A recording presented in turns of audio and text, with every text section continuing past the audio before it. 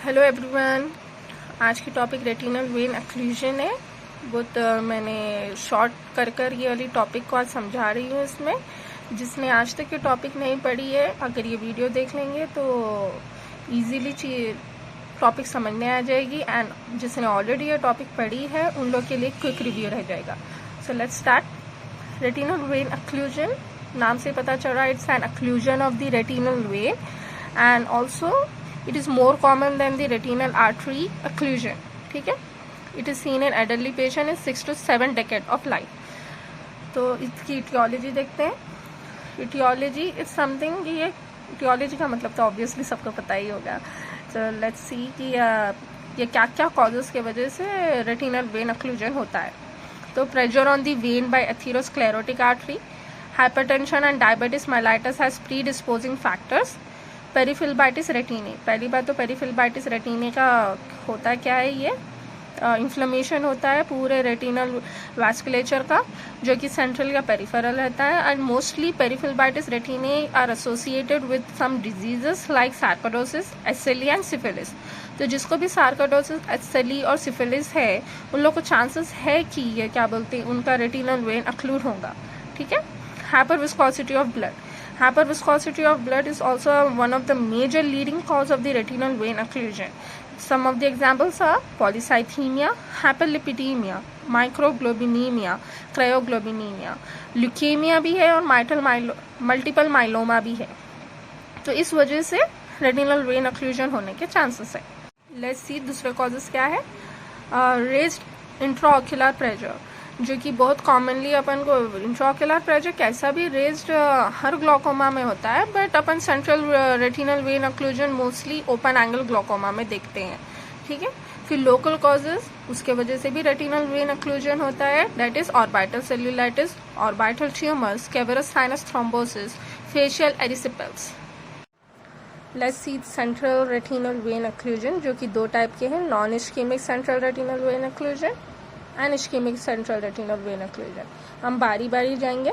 Non ischaemic central retinal vein occlusion, ये बहुत common variety है। अबाउट 75% अगर आप वेन अक्लूजन्स देखोगे तो अब आपको non ischaemic central retinal vein ही दिख के आएगा, उसका ही अक्लूजन दिख के आएगा। ठीक है।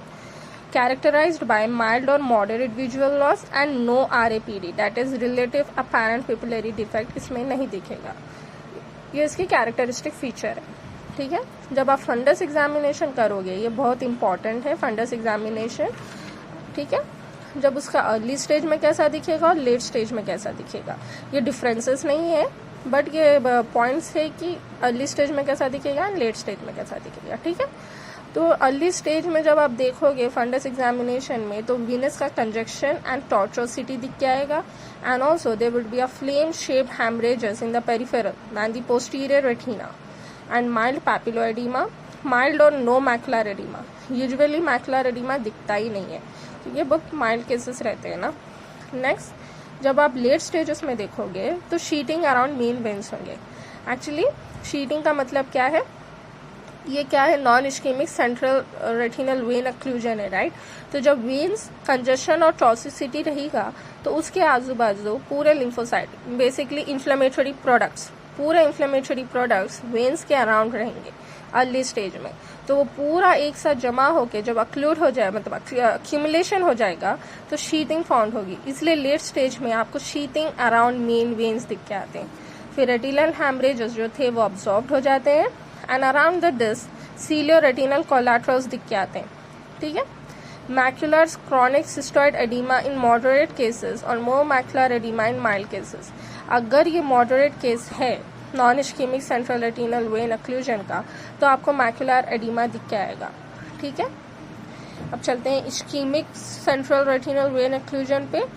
ये sudden complete occlusion of the retinal central retinal vein होता है, सडन हो जाता है। ठीक है। इसमें कैसे कैरेक्टराइज होता है, by complete loss of vision and RAPD, that is relative apparent pupillary defect. ये दो चीज़ें हैं जिससे अपन इसको डिफ्रेंशिएट कर सकते हैं इस्केमिक रेटिनल वेन अक्लूजन को from non ischaemic. Now let's see the early phase and late phase of the central retinal vein occlusion. इसका मेन ये है ischaemic central retinal vein occlusion में हैमरेजेस बहुत ज़्यादा रहते हैं, इसलिए इसको हैमरेजिक रेटिनल वेन ऑक्लूजन भी कहा जाता है. So in the early phase, we'll see the massive engrossment, congestion and tortuosity of the retinal vein, numerous cotton wool spots, massive retinal hemorrhages जो कि पूरा फंडस कवर करता, इसलिए giving the splash tomato appearance. अब जब आप disc देखोगे तो एडिमा एंड हाइपरीमिया भी दिख कर आएगा. And macular area it is fully covered with the haemorrhages and it would be severely oedematous. Vitreous haemorrhages may be seen in some cases. ये पैथोनोगोमिक फीचर है of ischaemic central retinal vein occlusion का. ठीक है. And in the late phase if you see obviously there would be a mark sheathing around the vein. Collateral is seen around the disc. Neovascularisation दिखेगा in the periphery and at the disc. At the disc neovascularisation होता है, इसलिए उसको NVD कहते हैं. नियोवास्कुलराइजेशन at the periphery हुआ तो उसे एनवीई बोलते हैं. पेरिफेरी या कहीं भी होने दीजिए, उसे एनवीई बोलते हैं. ठीक है. नियोवास्कुलराइजेशन elsewhere besides the disc is known as NVE. ठीक है. Then the macula.